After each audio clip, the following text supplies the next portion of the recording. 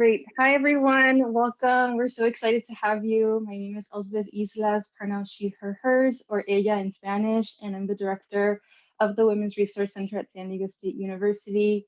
It is my absolute honor to be joined today by Kimberly Foster, our distinguished guest, and Dr. Shannon Miller, who is a professor at USC and will be moderating the Q&A. So before we get started with the content of the event, I want to give a land acknowledgement to pay our respects to the land. It reads, for millennia, the Kumeyaay people have been a part of this land. This land has nourished, healed, protected, and embraced them for many generations in a relationship of balance and harmony. As members of the San Diego State community, we acknowledge this legacy. We promote this balance and harmony. We find inspiration from this land, the land of the Kumeyaay. I want to give my sincere thanks to the UC San Diego Women's Center and the University of San Diego Women's Commons for making this event possible. And I also want to shout out the rest of this Feminist Future series, which will feature Salvadoran poet Jessica Salgado, and we will have some more details about that event towards the end of this event. And last but not least, I want to announce that there will be an opportunity drawing to win feminist books. So stick around to the end so you can be eligible to win a feminist book of your choice, and we will give some more details about that too. So without further ado, I'm going to pass it over to Kimberly Nicole Foster, who will answer the questions. What does a feminist future feel or look like to you? And what do we need to transform to create a feminist future? Hi, first of all, thank you guys so much for having me. I always appreciate these kinds of invitations. You know, I had a more difficult time thinking through this prompt than I thought. I think the last year has done a number on me, and I think a number on many of us. I think it's really hardened me in some ways. So I'll just go through it. So I'm from Oklahoma.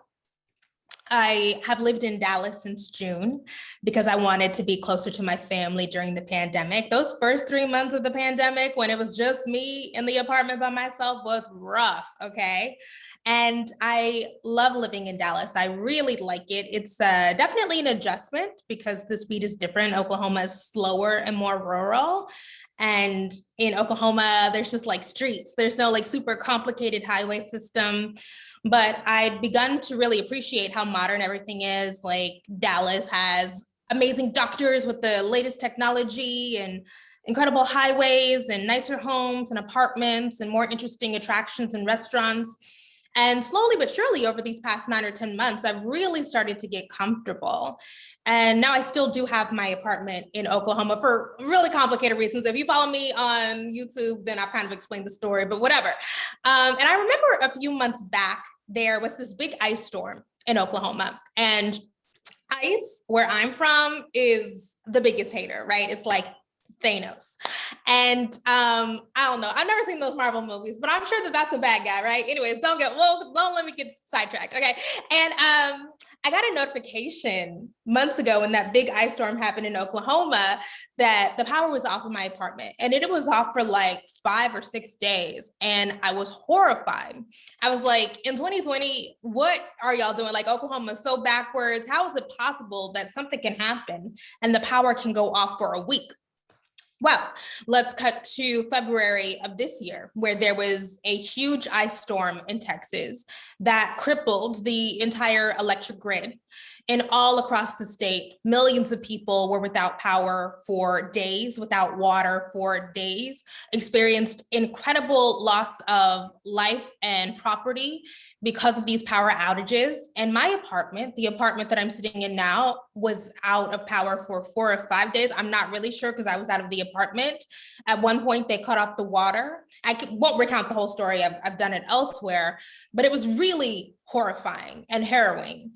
Dozens of people died during that time. It was a complete and utter failure of government. Texas, we're all left to our own devices to figure out a way through the storm using whatever resources we could cobble together. So many people checked in on me during that time and said, how can I help you? What can I do? And I said, there's nothing you can do.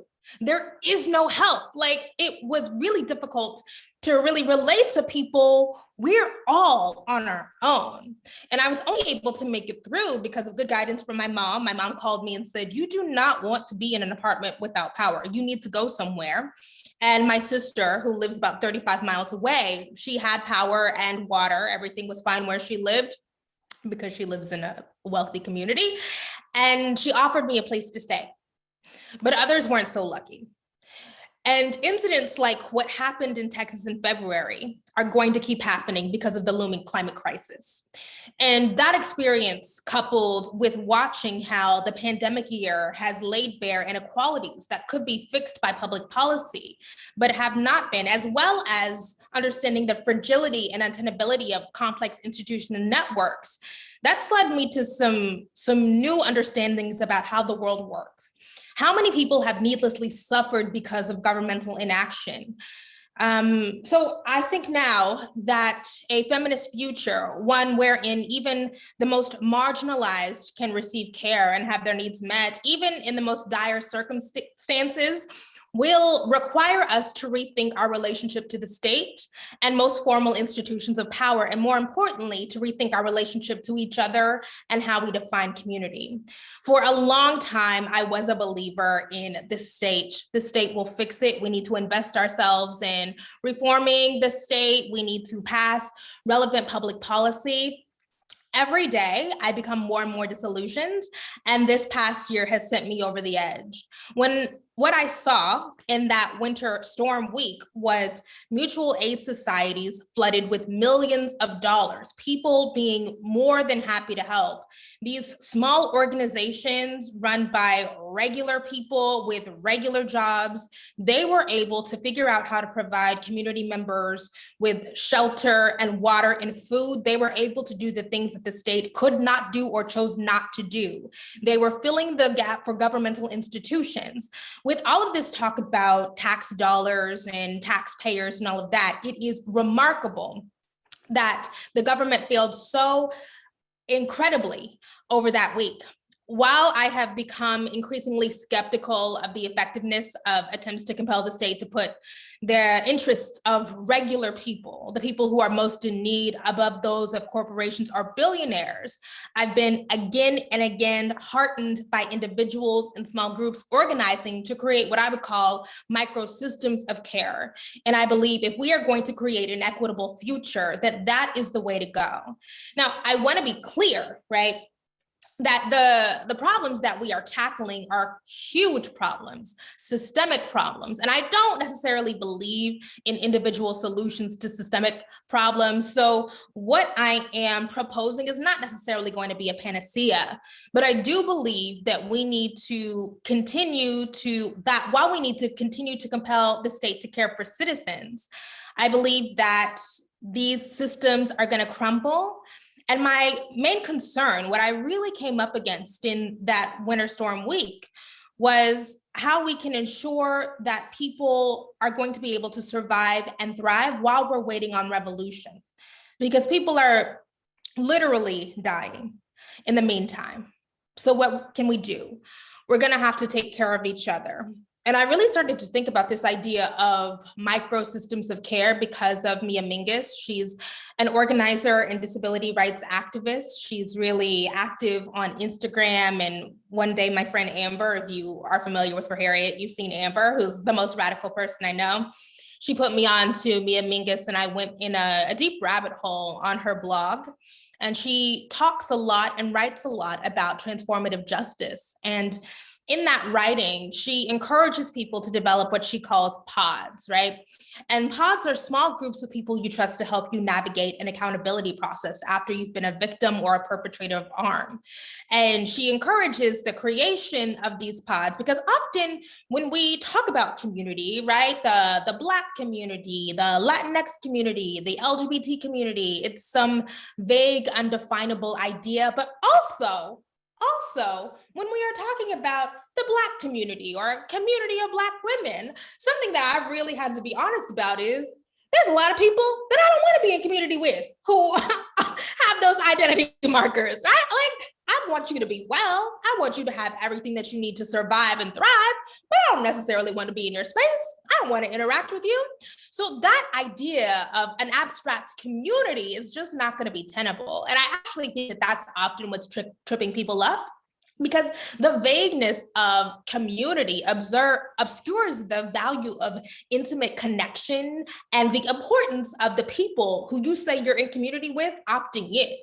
So somebody might have claimed me in this community of Black women or whatever, and I'm like, I don't really mess with you like that. But when we have smaller systems, smaller communities, these pods, we are able to better be accountable to each other because of the intimacy, right? So I'm saying that if we're going to move towards something that's more tenable, something that works for more people, it's probably going to have to be larger than a pod.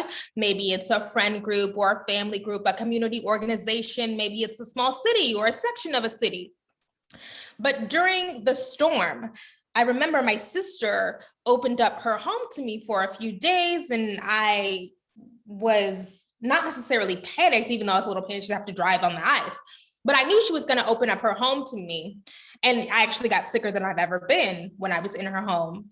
I knew she was going to do it because I had made myself, since June, more than available to help her. She's a single mom in her home, to care for my nieces, to do that awful virtual schooling stuff, because I have a responsibility to them. It wasn't a burden. I wasn't keeping score. There's just a tacit understanding that we will take care of each other. But I understand that just doing that, just taking on that responsibility and burden for the people who I have blood relations with, that's not going to be enough. Our responsibilities have to extend beyond our immediate family. And now that I'm a Dallas resident, I remember when that storm hit and I realized how incredibly fortunate I was. The first thing that came to mind was find a mutual aid group and publicize it and encourage as many people as possible to give, because that is going to be so many people's lifelines. And so I happily gave and told other people to do so to a number of North Texas mutual aid societies, because our systems of care have to extend to the people we have the most access to, not necessarily the people we have intimate long-term relationships with. It's a redefinition of community, a narrowing of the idea of community that also gets obscured because of social media and the internet, right?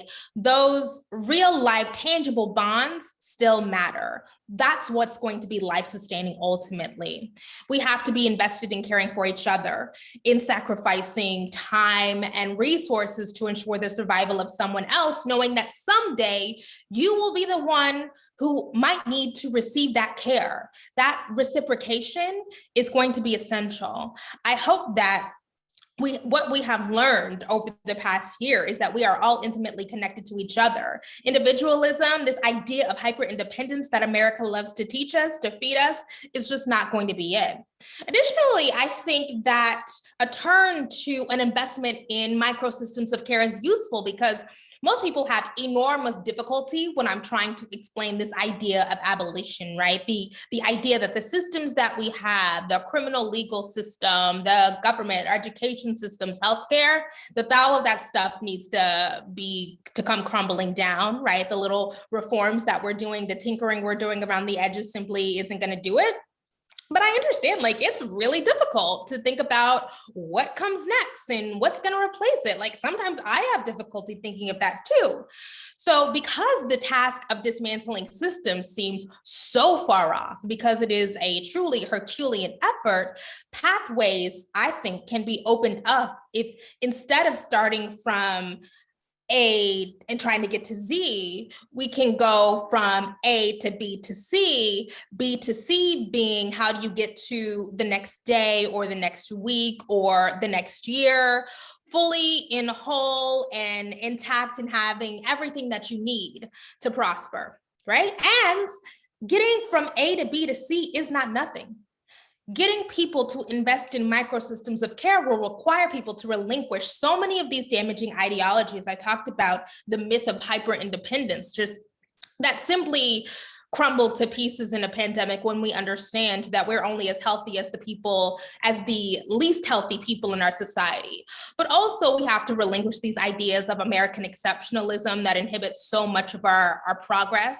Instead of falling back on ideas about how we can get as much as we can for ourselves, investing in systems of care requires a constant assessment of how and if we are in right relationships to ourselves and those we have access to. And right relationship means, are you extending as much care as possible? I do think that structural change is critical. We're not going to get where we need to go, right, by reform.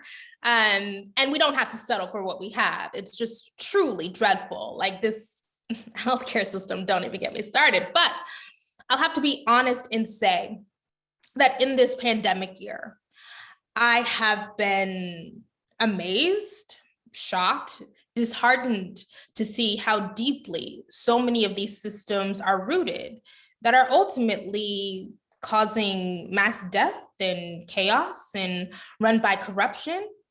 I think there was this idea that was kind of floating around last year that everything's going to change after this, right? This is going to be the year or the time period, because we didn't know it was going to be a year, that after the pandemic, things were going to be so different. There was going to be a foundational shift in our consciousness. And that has not happened.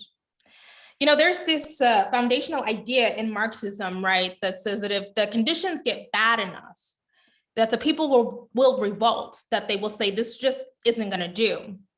I see leftists say all the time that these are great conditions or should be great conditions for a revolution. 500,000 plus people in the United States have died. Incredible inequality in wages and education and healthcare. People are being kicked out of their homes, right? But there is no revolution. We had a little bit of a time after the murder of George Floyd, but all of that seems to have died down. And why is that? I think that if there is not a broad-based transformation in thought, then things will continue as they are and have been. That requires us reimagining. You know, it's imperative because so many people fall through the cracks of a piss poor social safety net. And I read today about, this is at the top of my mind, so I wanted to bring it up. A 2-year-old girl named Royalty Grisby, who is missing in Atlanta because her mother was delivering food at 2:00 in the morning and she had to bring the baby in the car. And as she left the car running, as she went to drop off the food, and as she was dropping off the food, somebody got in her car and drove away with the baby in the back. And Royalty still has not been found. You know, Black mothers in particular are constantly facing these impossible choices because they are left without systems of care. They are left without people willing to extend themselves in any meaningful way. And this is suffering that could absolutely be avoided, you know? And so I think that there are so many people who will benefit from this kind of internal transformation that radiates outward. And it is communal transformation. We've seen in this year that it's not just the people like Elizabeth Grigsby, Royalty's mother, who are struggling, all kinds of people.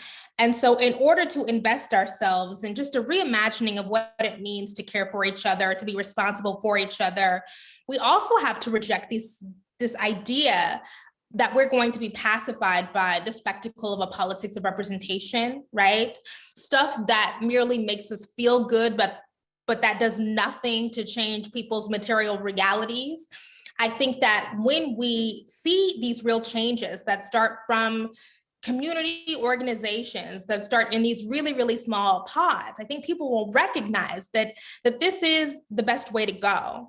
I also think that in order for this to really work, we also have to reject politics of respectability as well as logics of carcerality.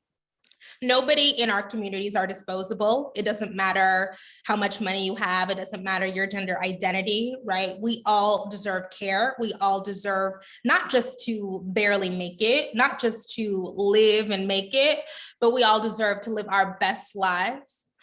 And I'm not exactly sure how we can get there. You know, this has been a really dispiriting year, you know? And that's why I had a hard time with this. I don't necessarily have the answers, but I have the only thing that has given me even a glimmer of hope is seeing people care for each other, reach out, extend themselves. I mean, even in that winter storm week, right? When people who are already poor, right? People who had gotten $1,200 since the start of the pandemic, that they were willing to give $5, $10, $20 to a mutual aid fund. That's the only thing really keeping me going at this point.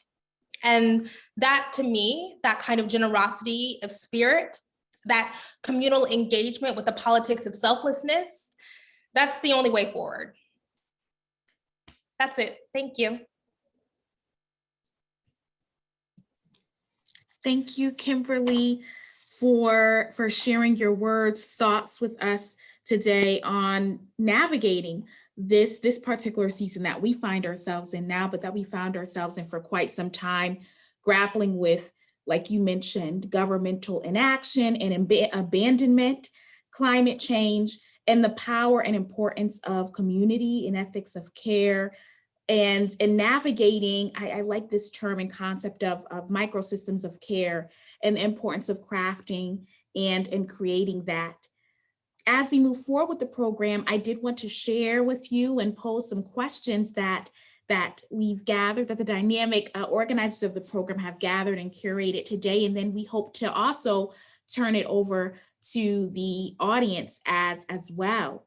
So one of these first questions that we want to share with you and gain your thoughts on is for Harriet, and what led you to begin for Harriet, and also what led you to transition the platform from a written format to a largely visual one. So I am a Black woman as well. We're in a similar age group, so I've been following for Harriet for a long time. And I did notice too a shift from a written format to a visual. So I'm interested, and I think we all are interested in hearing more about the journey of that transition too. Sure. So I started for Harriet in my college dorm room in 2010 because I just felt like there weren't enough spaces, or really, I didn't think there was any space on the internet that was a space for Black women with ostensibly progressive politics to congregate and have intergenerational conversations. For me, so much of what I was seeing was the content that was aimed at Black women, for me, felt really frivolous. And I felt like sometimes that's fun. Like, it is fun. Like, I like celebrity. No, everybody knows nobody loves trash more than me. I love that, right? But I just felt like there was a paucity of content that was encouraging Black women to go deeper, to be vulnerable with ourselves and with each other. So that's why I decided to start it. And I was really encouraged by the immediate embrace. I mean, there were so many people right from the start who told me, people I had no connection to at all, who said, oh, this is a great idea and this is great content and I see myself and I feel seen and validated. And I was like, oh, okay, there's something here. And it was only written content for the first 5 or 6 years. And there was a point I remember where I was like, oh, like I was like on a treadmill where I was like, okay, we're publishing things every day, but do I love everything that gets published on the site? Because after a while, like when you get bigger, your concerns have to extend beyond, is this good? It has to extend to, is this going to make money? And as those concerns became more and more like salient in my mind, like, is this making money? And how much money did we make every day? And how many page views and traffic and all that? It became less and less fun. And so finally, I was like, first of all, the money wasn't coming as much as it had been. There's like, a big blog collapse, right? If you're a super online person, you can see, right? Like blogs are not really a thing anymore. But as there was that blog collapse was happening, I was seeing the rise of video. And really it's because my nieces, who are 8 now, from the time that they were like 2, we're really into YouTube, like super. These kids, okay, they cannot get enough of YouTube Kids. And I remember seeing these people that they were watching and doing just research on it, because it's like, who are these weirdos? Like, what is happening? And I was like, oh my God, these people are making so much money. And then I got deeper into the YouTube stuff, and I saw the commentary channels and the political stuff, and I was like, I can do this. And so I started initially making short videos that were on Facebook and then also published to YouTube. And then I was like, let's go all in on the YouTube thing. Like, I think that that's going to be the future. Probably about 3 years ago, I was like, this YouTube is going to be the future. So let me go all in there. And so I started just figuring out the algorithms and figuring out, I mean, I literally had to learn how to edit. Like, I didn't know how to edit videos. I don't know how to do that. I didn't learn how to edit and lighting and camera lenses, get the right camera and audio and all. Like, I literally was teaching myself from scratch, but I really loved it. I had a great time doing it. And I slowly but surely developed an audience. And now it's like my favorite. I love this. It's my favorite thing. Great. And speaking of learning curves and utilizing or educating and re-educating oneself in a myriad of areas, we're also interested in knowing, how have you been able to utilize your degree in African American Studies? Yeah, I use that. It's so funny. I use this freaking degree all the time. Okay, so when I first went to college, I thought I was going to major in government and economics. I thought I was going to I always loved The West Wing, and I thought I was going to be CJ Craig. I don't know. Nobody watches The West Wing. I'm old, whatever. Let's move on. So I thought that I was going to do that. And Harvard has the Kennedy School. It's not called the Kennedy School. No, it's like, anyways, it had this big, and I thought, okay, this is it. But then my friends were first semester, freshman year of college. They all went to Introduction to African American Studies. And I was like, well, I'll just take it since everybody's taking it. And then I loved it. And I was like, oh, I want to do all of this. And I remember telling my mom that, this is going to be my major. And she was like, what are you going to do with that? Like literally everybody was like, what are you going to do with that? And it's like, I use that freaking degree all the time. Having a really good foundation of Black literature, like taking those 4 years to go deep, learning about the culture, conditions, and history of Black people comes up all the time. It comes up all the time when I'm making videos. It comes up all the time when I'm having these kinds of conversations. The fact that I just have that foundation of knowledge, that there are things that I can cite that, when people make these claims, about Black people are this or Black people that, and I'm just like, it's just not true. It's just not true, right? And like, I don't have to rely on feeling, I can rely on the deep, well-researched scholarship and qualitative data and writing that I was exposed to in college.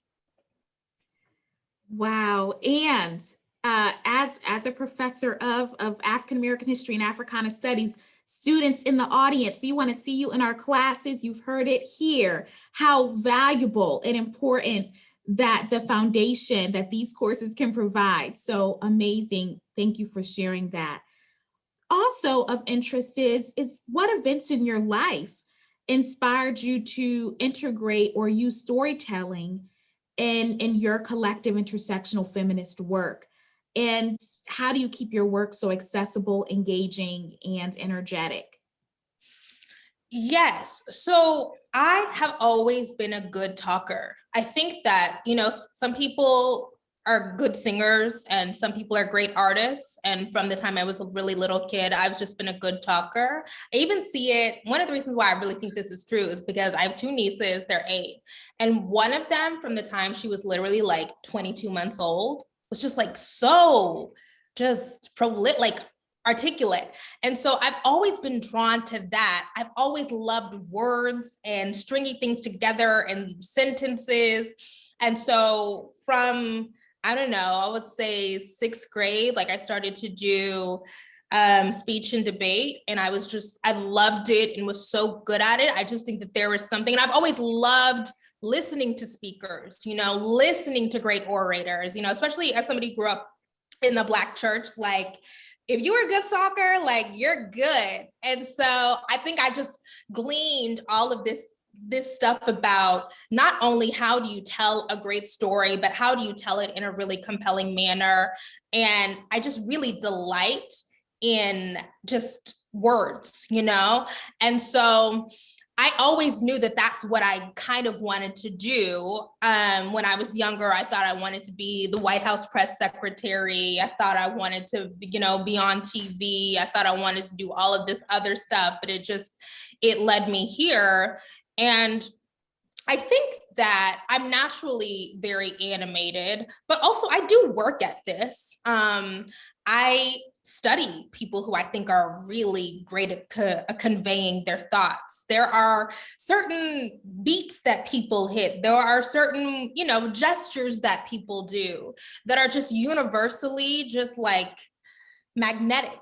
And so I always just want to be the best at this because I understand that so many really, really important thoughts and ideas get lost because people find the speaker boring, like that is why I choose to have often so many scholars on the channel, because I just think that this information is really, really important. It's really critical, but people want to be entertained. And so it's my responsibility as somebody who likes to do the reading and also likes to do the entertaining part to integrate those things together. Great, yes. And going to or continuing our discussion on your experiences as an undergraduate student, as an Ivy League graduate in particular, do you think the Ivy League system helps or hurts students of color? Yeah, I had a great time in college. I mean, gosh, this is a really complicated story, but I had a great time in college. I had a difficult time because my father died when I was college and I got enormous support. But I understand, but also I will say that I also had a very Black time in college. I was an African-American studies major. The majority of my professors were Black. That's hard. That's hard to do at Harvard. Like almost, like I would say 80% of the classes that I took were taught by Black people. I lived with Black people. So I think that I was insulated in some ways, but I absolutely will acknowledge and validate anybody who feels alienated by their time, because those systems are not created to support Black people. I had to do a lot to craft a college experience that was so supportive, but it's just not possible for the majority of people. Absolutely. And to continue on with our conversation, we are also interested in hearing more about your thoughts on joy. You recently shared your thoughts on cultural criticism and the joy we find in tearing things down. What are ways you have moved away from deconstruction, especially around social media and pop culture? Why do you think it's so much harder to build up than tear down? Oh, okay. So first of all, I think that we're all socialized into deconstruction all the time. So like I mentioned at the end of that video, I think that a lot of cultural criticism, like mainstream, like New York Times and New Yorker and all of that, that's primarily rooted in cultural criticism. And then we engage with that. And then that trickles down to those of us, like, I don't know, lay people or whatever, even though I guess my job is to be a cultural critic, right? But then that stuff gets amplified by the culture of social media, which is really about dunking on people and deconstruction and making fun and poking holes and all of that, right? Because it's fun. That's how we congregate. That's how we socialize. And like we are bonding over that. And you know what? Somebody recently was like, well, isn't that just playing the dozens? Like that's just a part of our culture. And it's like, maybe, I guess, but there's something about social media that amplifies it, that really intensifies it, and that intensifies it. Yes, that's a word. And so for me, I have had to really dig deep into the pleasure part. And so the pleasure is, isn't that look at that shot. That shot is beautiful. Or, oh, she delivered that line. That was it, right? So really finding joy in the things that, as I feel like this is gonna sound real bougie, but like, I feel like I'm an aesthete, like I really like aesthetics. So it's like, how is this put together? I'm also really fascinated by craft. So when I am watching a show, I'm often thinking about, oh, I wonder how do they do that? Or how does she do that? Or look at those costumes. I'm really just trying to take pleasure and delight in, it's hard to make stuff. You know, like it's hard to make stuff. And so because I recognize that it's hard to make stuff, I am trying to really dive deep into what was produced, you know, and it's difficult because it's like, well, they could have done that better. And like, oh, that's bad dialogue and all of that. But I really just want to give people grace because as somebody who makes stuff, like my shit ain't perfect either. Definitely feel that for sure. You also recently spoke with Jamila Jamil about diet culture, beauty norms, and cancel culture. Could you tell us more about the damage of erasure and how the shifting beauty ideals affect the body image of Black, Indigenous, and women of color?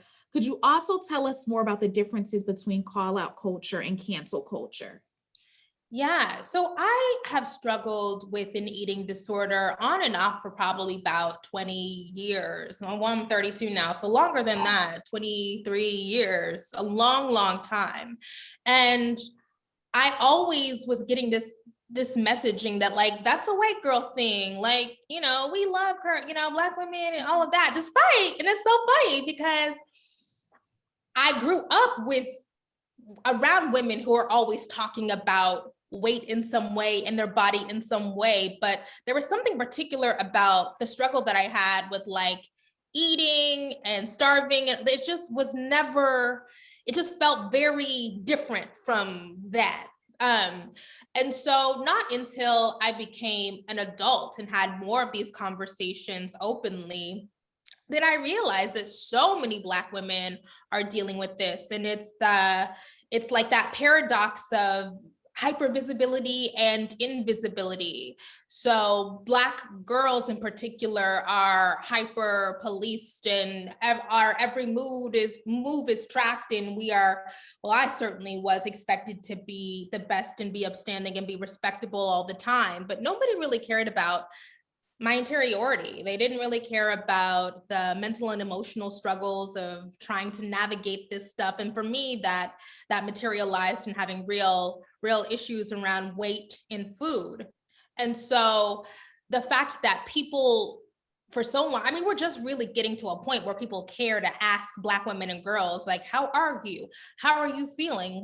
Tell me more about this very specific experience that you had that's worth exploring. Like that can be universal the way that so many white girl stories are universal. That had a really horrible impact on me, but I'm glad that is changing.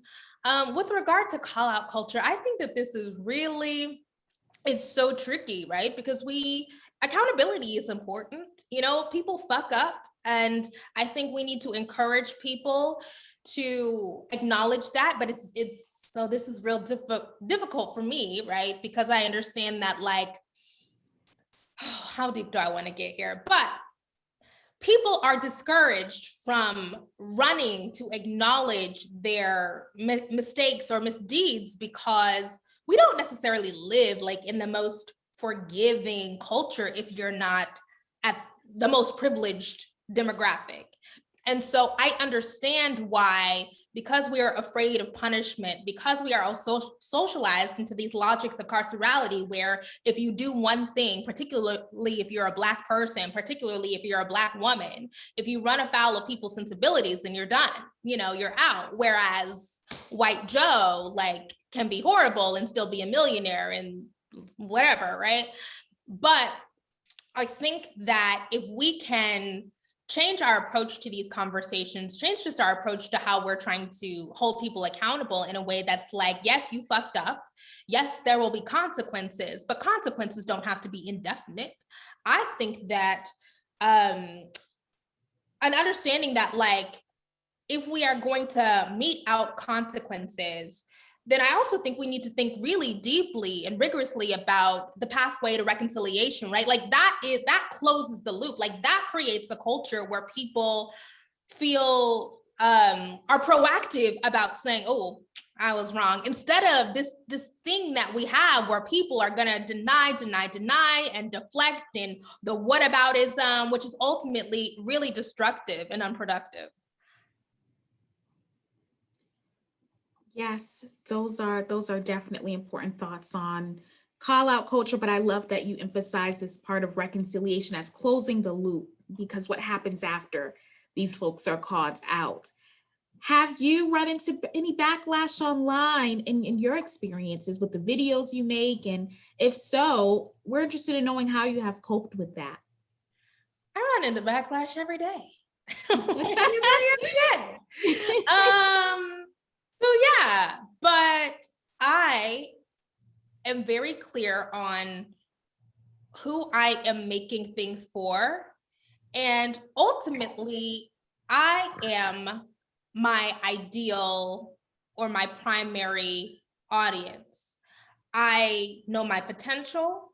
I know what I want to do. Like, I know what I want the outcome to be. And so if I am pleased with the final product, then it's good. I do want to make sure that I'm not harming people. I think we all have areas where we're just, you step into some shit and you don't realize it. You say something offensive and you don't realize it. I also want to make sure that I'm receptive to that kind of feedback.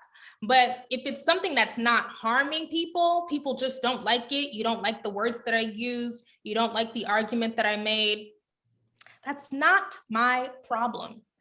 And because I get so much positive feedback from so many different kinds of people, I have to have an intentional practice of tapping into the positive. It is so easy to become obsessed with the negative, and I definitely do that. I definitely fall into that trap because the negative is so loud. But I recognize there's like thousands of people. Like, that is crazy. Like, what a privilege it is to have thousands of people who consume my work and like it and share it and enjoy it. Like, I just really need to just bask in the fact that, like, I have the best job. Absolutely. And our last question is regarding aspiring writers. For you, what advice do you have for aspiring writers who are just starting their journey? I am a big reader. I think that it's my responsibility as somebody who has ideas in public to be as knowledgeable as possible. I think a lot of people evade that responsibility. I feel like a lot of people abdicate that duty to their audiences, but that's not going to be how I navigate through my career. And so I think that if you're not, and not just reading, because now there's so many ways to engage with ideas and learn, but if you're not reading or listening to audiobooks or watching videos or podcasts, right, really trying to absorb as much as possible, then the writing is probably going to be bad. That is certainly true, for sure, the power and importance of reading. With that in mind, and with these questions, I did want to turn it over to the audience and also to our coordinators of the program as well. And in the case they wanted to share some thoughts too. But actually, before I turn to the audience, do you have any additional words, Kimberly, that you'd like to share before I grab some Q&A from those listening in? I don't, not at this time. Okay, great. For our audience and or coordinators, any questions for Kimberly that you'd like to raise?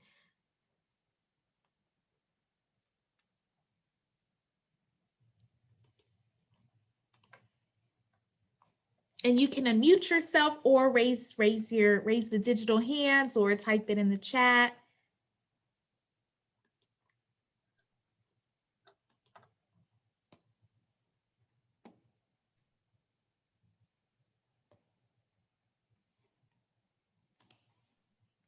We do have a question in the chat, and this question is, what does intersectionality mean to you as a content creator, and how do you make it a part of your practice? From Jessica, thank you. Yeah, so the concept of intersectionality has been so bastardized over the past couple of years, but I'm trying to incorporate it into the way that I create content in really being very cognizant of how systems of power are operating in the things that I'm deconstructing and the things that I'm talking about, but also in the way that I navigate my life. Power is not static, it is contextual. So I can be marginalized and oppressed in one context, and I can be the perpetuator of marginalization in another context. And I think that, the big fight that has happened in my channel over the past few months in particular is trying to take cis Black women to task for the ways that we participate in and perpetuate transphobia. I think that's been a really difficult conversation. It's really difficult for people to understand that even if you are marginalized, even if you are attacked and vilified, that you can also participate in harmful systems and structures that hurt other people. And yeah, that is the essence of it, the crux of it for me, right? It's really, particularly because I'm speaking primarily to Black women, getting into, yes, acknowledging our hurt and pain, and our grievances are really, really valid, but we also have a responsibility to not hurt other people while we are being harmed. Right, right. And we have a hand from the audience, and I'm uncertain. I want to make sure I pronounce your name correctly, so please do tell us how to pronounce it. But is it Isi? Actually, that is how to pronounce it. It's Isi. Oh. No one gets that right. Yay! Okay, welcome. Thanks. Well, first, I'm sorry. I'm sure you get this a lot, but I've been watching your YouTube for a while now, for a long time. So I'm just super excited to even get to speak to you at all. So sorry, I just had to fangirl for a little bit. My question is, for one of your videos, or one of the things that you really said that really resonated with me was that a lot of people expect art to do what therapy should do. And I was like, oh snap, that is so real. But then it also, and maybe this is a really big question, but it also makes me think what is the role of art? Because a lot of folks say oh, movies, TV shows, they should portray a message. A lot of people say it should just be for pure entertainment. So it's well, what is really, the role of that type of art in our society? I don't think that the role of art in society is stagnant. I think it does different things depending on the context and time period, and also depending on the intentions of the artist. I'm definitely somebody who believes in giving artists space to do what they want to do. I just feel like there's something so, I don't know, paternalistic about the way that people engage with art and artists. And I understand, right? I've, Du Bois said all art is propaganda and all that. I get it, especially if you're a marginalized person, you want to see your experience represented, fictionalized, or in a beautiful artistic way. I understand, but also, again, going back to being gracious to artists, making stuff is hard. It's hard, and these people are being vulnerable with us and sharing their time and their passion, and they're opening themselves up to being criticized and torn down. And I mean, sometimes uplifted, sometimes you win awards, but I just am really fall here on the side of artists. And so the art gets to do what you want it to do. And sometimes it spirals out of your control, right? Like art takes on a life of its own, right? I don't know. Well, let me not get into that, right? But I just feel like we can't, I don't know, right? So when I go into a movie, I don't know what it's gonna do for me. Maybe it might unlock some past trauma, or maybe it might give me some insight into how to navigate my life as a Black woman, or maybe it'll help me heal my relationship with I don't know. But I think that we should be open to the art taking us wherever it takes us, and not having so many expectations on the front end, because you're gonna be let down.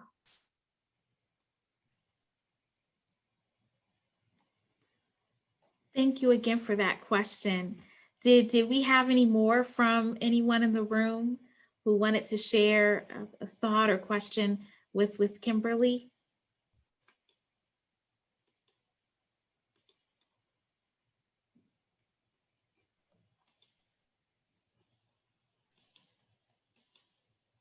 Don't see any hands or thoughts as of yet.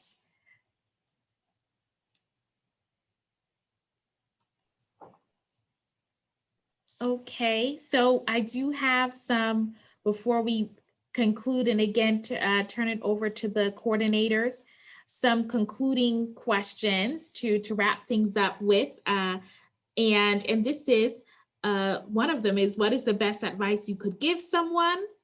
That's one of the questions. What is the best advice? I guess today, the best advice I could give someone is be gentle with yourself. I mean, my general advice is like, save your money, because I'm really bad with money, but also be gentle with yourself. I think that, I don't know, as somebody who has grown up being so hyper-focused on achievement and so ambitious, I always feel in some way or another that I'm letting myself down. And that's a really tough way to navigate life. It's really, really hard. And so when I am talking to other people, I just like, it's gonna be fine. I mean, it might not be fine, but like, it'll probably be fine. And so you should navigate like it's gonna be fine. I would also just be like, read stuff that's not tweets. Like, that's like my other thing, is like, we just have to make sure that like we are going longer form. Absolutely. Again, that is key, critical, because I do think that with so much that you mentioned today, and we see the rise of social media content and thoughts and ideas that are transform or elevating these platforms and being circulated in these platforms, they're wonderful, they're great, they're so important, but absolutely digging deep, citing sources, finding the sources that people are citing and reading those sources is so important too. Also, what do you hope to see in the next 5 years of the feminist movement? You know, the thing that's really at the forefront of my mind right now is making sure that we take care of trans and non-binary people, but also letting go of, I mean, I think we're getting there. Like, people have relinquished this like lean in feminism thing, or like, but I think there's still a really strong hold on like the politics of representation, where we are excited to see people with marginalized identities in high places, and we think it's wrong to expect them to behave frankly morally, right? Like that's too much of a burden. I think we're moving away from that, and I hope that continues. I hope that we continue to invest in a rigorous class politic. I think it's really easy for movements to only be about bourgeois women, like women who are incredibly privileged like me. And so I think that the intersection of gender and gender identity and sexuality and class is really important. And so I hope we continue to dive really deep into that. Yes. Thank you again, Kimberly, for your thoughts and for dedicating your time today for answering these questions. We do have some drawing announcements or announcements regarding the drawing. I see it in the chat, but I did just want to pass it over to the coordinators for more words too. Thank you. Thank you so much. So before we conclude, I just want to do a final ask. If there's anybody in the audience that would like to ask a question to Kimberly, either in the chat or by unmuting themselves.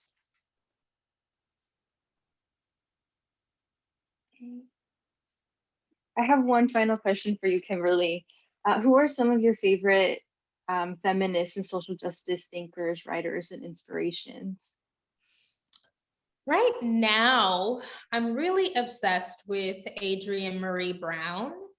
I'm really obsessed with her. I also, goodness, I always tell everybody to read this book called Conflict is Not Abuse by Sarah Schulman. I'm just like, I'm obsessed with this book. Who else am I obsessed with right now? Feminist thinkers. Who have I referenced recently? There was a book that I was just freaking, gosh, I cannot remember. For the life of me, I cannot remember it. So let's just keep it there. Yeah. I also really liked The Body is Not an Apology by Sonia Renee Taylor. Yes. Yeah, that's what I'm into right now. Wonderful. Well, thank you for such a powerful night to both you and Dr. Miller and to the organizers as well. Once again, congratulations to the book winners that were announced in the chat. Erin from USD will be contacting you with some more information. And I also want to do a final shout out to the link that was shared in the chat. If Jessica, you could reshare it to shout out our upcoming event with Jessica Salgado, which will also feature an open mic night. So with that, I'll go ahead and close it out. Thank you again. It was such an honor, and we hope everybody has a good rest of their night. Thank you. Thank you so much.